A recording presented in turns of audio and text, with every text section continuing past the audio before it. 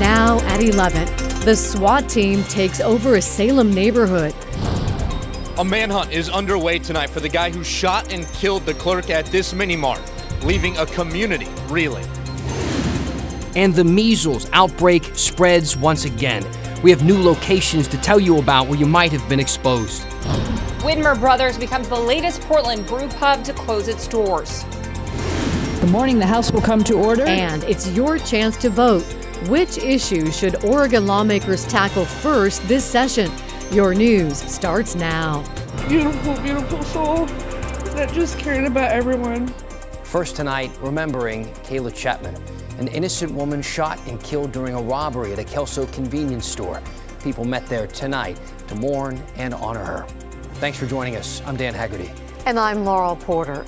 Tonight, detectives are still working to track down her killer. KGW's Mike Benner has the latest from Kelso. Kayla Chapman is remembered as the kindest person with the biggest heart. She is the sort of person who would have helped her killer had he asked her.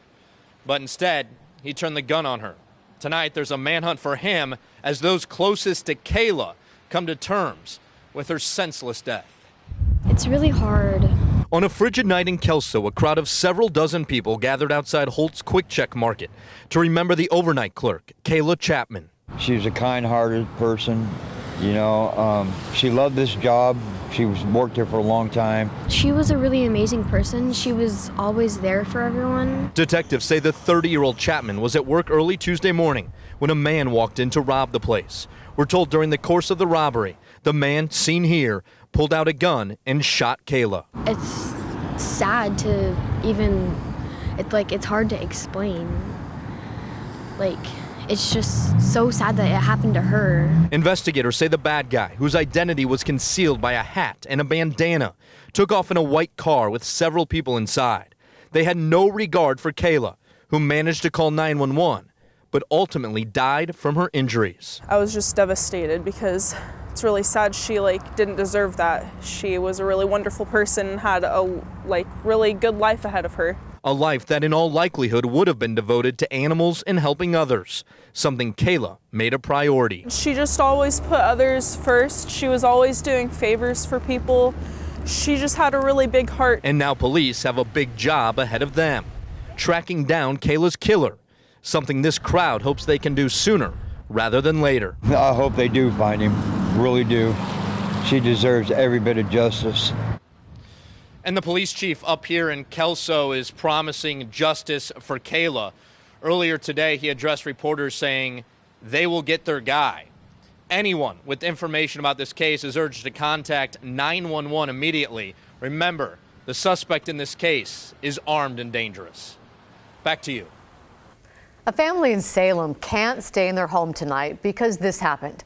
A man broke into their house, barricaded himself inside the home, and then started a fire. This morning, people started calling police about a man trying to break into homes near North Salem High School. Officers found 39-year-old Kenneth Ketchum and chased him through the back door of a house. The homeowner ran out the front door and the standoff began. A SWAT team tried to get Ketchum to come out, but he refused. And that's when they say he started the fire. The fire department showed up and started spraying water to try to contain the fire while Ketchum was still inside. It may sound like a crazy move, but police worried it was a strategy. Yeah, nationwide, we've actually seen a trend in people setting fires to lure in first responders. And so at this point, we did feel that that may have been what he was attempting to do, is to lure either firefighters or us to come into the residence where he could have an ambush set up for us. Well, thankfully, that did not happen. As the fire got worse, Ketchum crawled out an open window, and then SWAT officers were right there arresting him. The fire was contained to just the one house, but I feel bad for that family. It did burn through the floor of their home. Ketchum's being treated at the hospital right now, but will face charges as soon as he's out, and he's booked. A Portland family waited 9 years for today, their chance to face a man in court accused of the murder of Portland attorney Nancy Bergeson. Police arrested 28-year-old Christopher Williamson last Friday. The judge appointed an attorney for Williamson today, but we didn't really get a chance to learn why police believe he's their suspect. We also don't know what sparked this arrest after a near decades-long cold case. Police found Nancy Bergeson strangled in her home in 2009.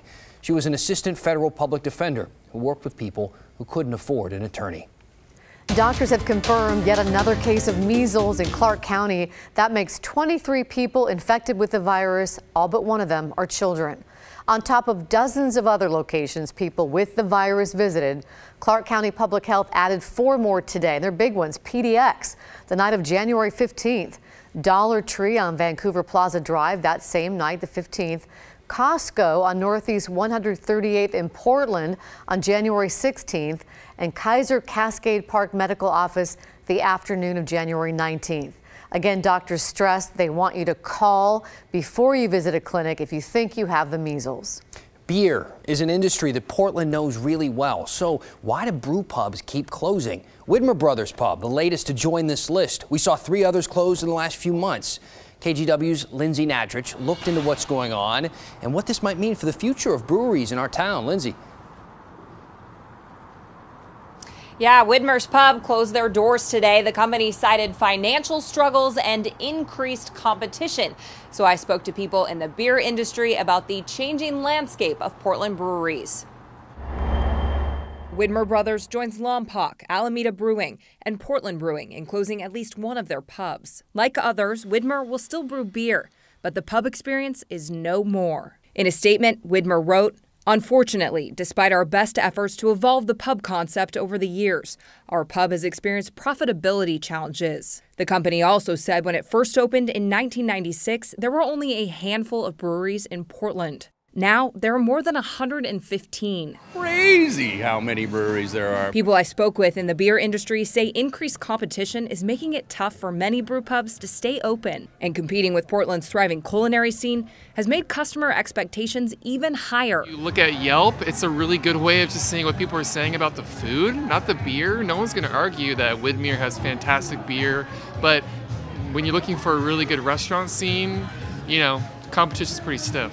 When Portland Brewing closed its tap room, they cited a challenging restaurant market as the reason, saying they needed to focus on what they do best, brewing and selling great beer.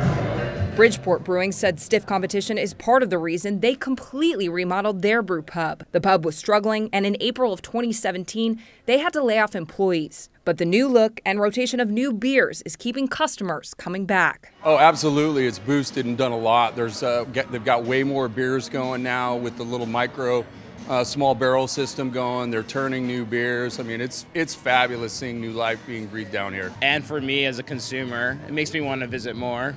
And I think the competition is actually good for the area because everyone got better.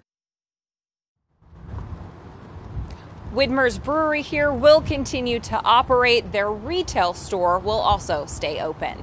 Back to you. Competition is so stiff, though. 115 breweries, and I've yet to have a bad beer. So a lot of good beer around here. It's tough. Lindsay, thanks.